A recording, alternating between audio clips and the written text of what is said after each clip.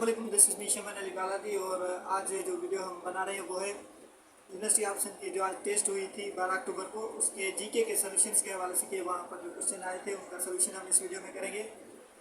काफ़ी सारे बच्चों की ये शिकायत आ रही थी कि जीके के बिल्कुल भी क्वेश्चन नहीं आए, सिर्फ एक दो ही जो है डायरेक्ट क्वेश्चन आए, बाकी बहुत ज़्यादा जो है क्वेश्चन नहीं आए जीके के हवाले से। जितने भी हमने कवर अप किए थे पिछले दिनों, जितनी भी तैयारी हमने की थी उसमें।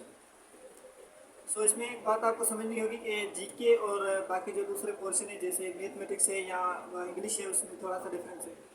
क्योंकि मैथमेटिक्स के हवाले से चैप्टर्स क्लियर होते हैं कि भाई अलजेब्रा है, ये जो अपना जो दूसरे जितने भी होते हैं ट्रिग्नोमेट्री वगैरह सारे उसमें क्लियर्स होते हैं। तो वहाँ से जब तैयारी करते हैं तो वहाँ से एक नया क्वेश्चन तो बन ही जाता है। और इंग्लिश का भी वैसे सिनोनिम, एंटोनिम और नरेशन वगैरह सारे क्लियर होते हैं कि यहाँ से आएंगे ही आएंगे। मसला पड़ता है जीके का, क्योंकि जीके तो पूरी दुनिया में उनके पास सारा सिस्टम, कहीं कहीं से भी जीके का क्वेश्चन उठा सकते हैं। कोई जो वहाँ पर कोई आकलन तो बनी नहीं होती कि इस आकलन के थ्रू ही वो चलेंगे।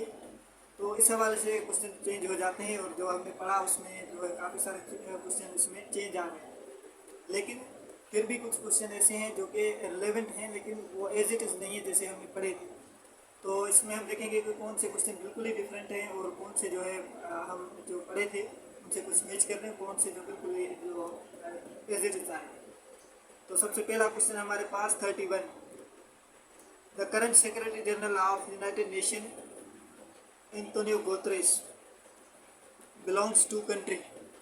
ये जो एंटोनियो गुतेरेस जो है वो किस कंट्री से बिलोंग करते हैं इस वक्त, जो कि जनरल सेक्रेटरी हैं यूनाइटेड नेशन ऑर्गेनाइजेशन के। एंटोनियो गुतेरेस के हवाले से तो हमने डिस्कस किया था कि ये जो है करंट इसके जो है जनरल सेक्रेटरी हैं, लेकिन ये हमने नहीं डिस्कस किया था कि कौन सी कंट्री जो है कौन सी कंट्री से बिलोंग करते हैं। बेसिकली अगर ऐसे हम डिटेल्ड स्टडी करते जाएँ तो एक एक क्वेश्चन के पीछे बहुत सारे जो है क्वेश्चन दूसरे निकलेंगे। तो इसमें हम इतनी सारी स्टडी कर भी नहीं सकते थे इतने शॉर्ट टाइम में कि हर एक जो है सवाल के पीछे बहुत सारी हिस्ट्री हम उसको यहाँ पर जो है बयान करते। तो इसमें बहुत ज़्यादा मटेरियल यहाँ पर आ जाता, लेकिन इसका हमारे पास टाइम नहीं था इतना। तो इसका जो करेक्ट आंसर वो है बी, पुर्तगाल। तो अगला हमारे पास है 32, who is the current chief adviser of interim government of Bangladesh. Mohammad Yunus इस वक्त इसके जो है इंटरिम जो है बांग्लादेश के इंटरिम गवर्नमेंट के जो है चीफ एडवाइज़र हैं।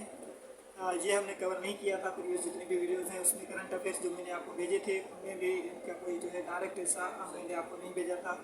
जाहिर सी बात है अभी तो काफ़ी सारे जो है करंट अफेयर के हवाले से इंस्टीट्यूट बनते हैं, लेकिन 100% प्रेडिक्ट कर पाना कि यही आएंगे और वो हम आपको प्रोवाइड करें वही आ जाए, ये बहुत जो है कम ही होता है। लेकिन इसका यहाँ पर जो करेक्ट आंसर वो डी है, मोहम्मद यूनुस। उसके बाद 33, the location of the headquarters of the Arab league is. ये अरब लीग ऑर्गेनाइजेशन हमने डिस्कस की थी, इसमें अरब लीग हमने डिस्कस नहीं की थी, लेकिन हमने उसकी जगह पर OIC डिस्कस की थी। हमारे ख्याल से तो OIC आ जाना चाहिए था, क्योंकि जितने भी इश्यूज़ इस वक्त चल रहे हैं खुसूसन फ़लस्तीन का या दूसरे, तो उससे रिलेवेंट जो है OIC का ही बनता था, या कतर में जो हमले हुए उसके हवाले से तो रिलेवेंट OIC ही था। हम यही सोच रहे थे कि इसी से रिलेवेंट यही बनता है, तो OIC के हवाले से ही क्वेश्चन आएंगे। लेकिन यहाँ पर जो अरब लीग के हवाले से आ गया, ये भी जो है मुस्लिम ऑर्गेनाइजेशन है अरब लीग, तो उसके हवाले से कि उसके हेडक्वार्टर कहाँ पर है, वो कायरो इजिप्ट। सी इसका करेक्ट ऑप्शन है।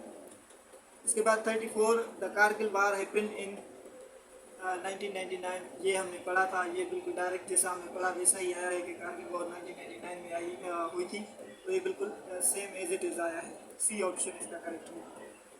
इसके बाद 35, Chittagong city is located in Bangladesh.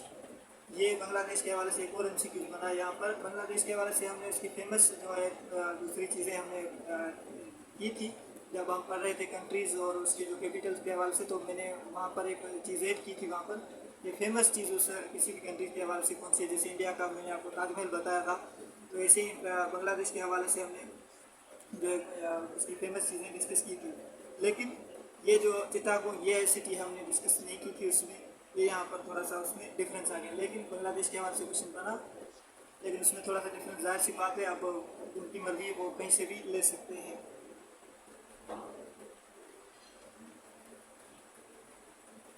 उसके बाद 36, Taj Mahal is situated on the bank of the river.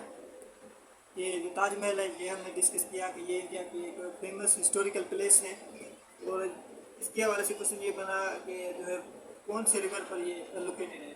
Basically इसकी मैंने आपको लोकेशन भी बताई है, इंडिया में जो है आगरा में ये बेसिकली मौजूद है।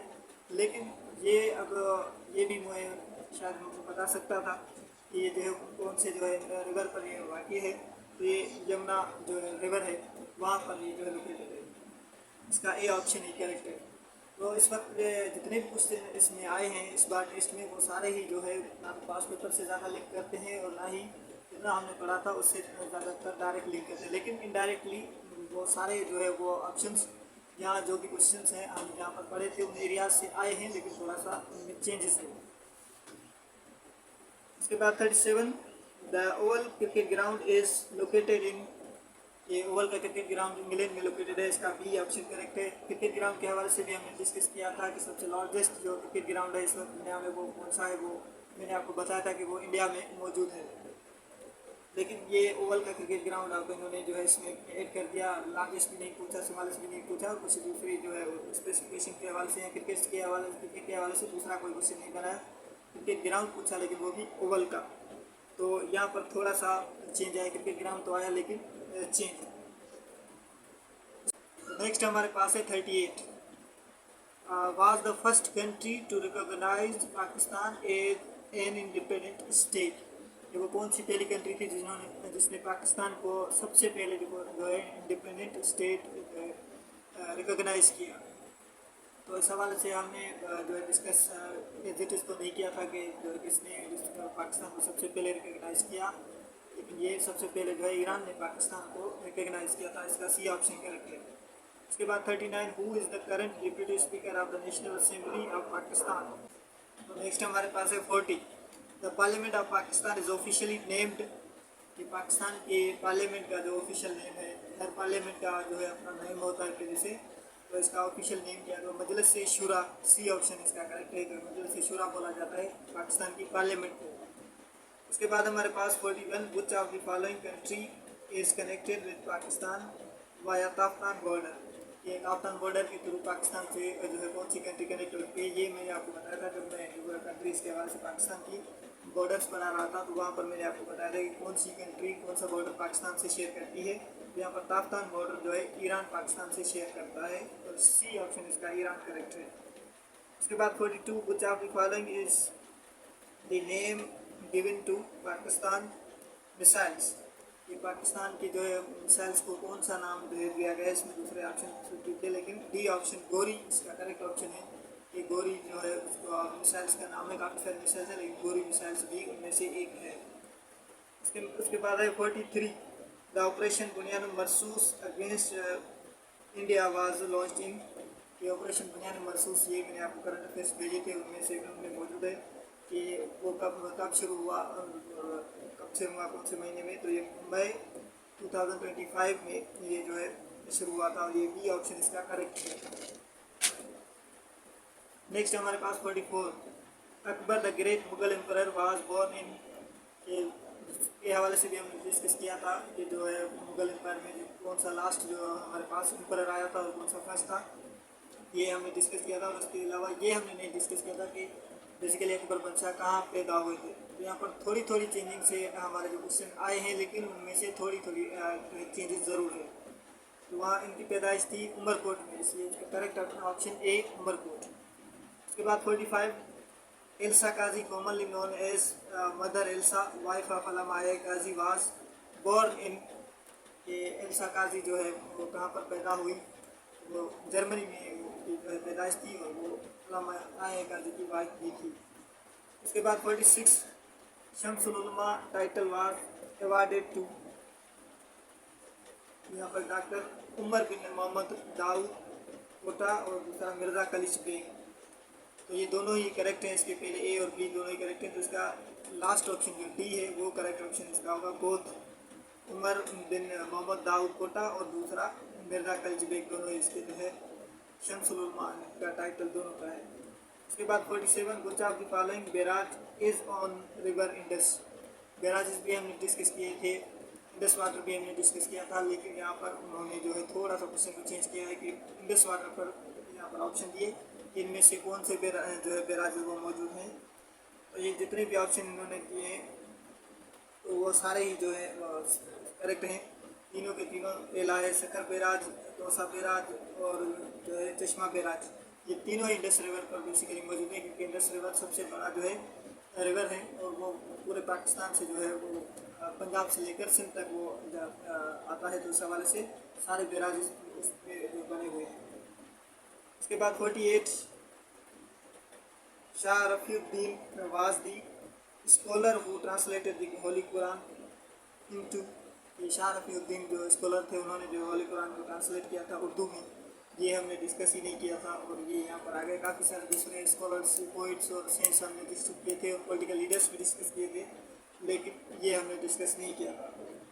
उसके बाद 49 नमाज इस्तिस्का इज़ ऑफर्ड, कि जो इसका जो नमाज है वो क्यों पढ़ी जाती है, किस लिए पढ़ी जाती है, तो वो पढ़ी जाती है बेसिकली जो है रेन के लिए, और requesting for rain, B option इसका करेक्ट ऑप्शन है। उसके बाद लास्ट हमारे पास है 50, विच इज़ द लॉन्गेस्ट सूरा इन दी कुरान, सूरह अल बकरा, डी ऑप्शन इसका करेक्ट है। ये हमने किया था इस्लामियत में, सबसे लॉन्गेस्ट जो सूरह कुरान पाक की वो सूरह अल बकरा है। तो इसमें 2 से 3 क्वेश्चन बिल्कुल जो है सेम एज इट इज़ जैसे हमने पढ़े थे वैसे आए हैं। बाकी कुछ क्वेश्चन ऐसे हैं जो सेम तो नहीं है, लेकिन वहाँ से उन जो चीज़ें हमने पढ़ी थी, जो टॉपिक्स हमने पढ़े थे उनसे रिलेट करके आई, उनमें से थोड़ी चेंजिंग हुई है। तो इस हवाले से वो क्वेश्चन के आंसर्स चेंज है और हम आप लोगों को जो है मुश्किल हुई पेपर में, लेकिन इंशाल्लाह जो है हम नेक्स्ट पेज के लिए कोशिश करेंगे कि कुछ और वीडियोस बनाएं जिसमें कुछ ऐसे टॉपिक्स को कवर करें जो कि रिलेवेंट इस फील्ड से इस टेस्ट के हवाले से आए और ज़्यादा से ज़्यादा क्वेश्चन जो है हम सही से अटेम्प्ट कर पाएँ।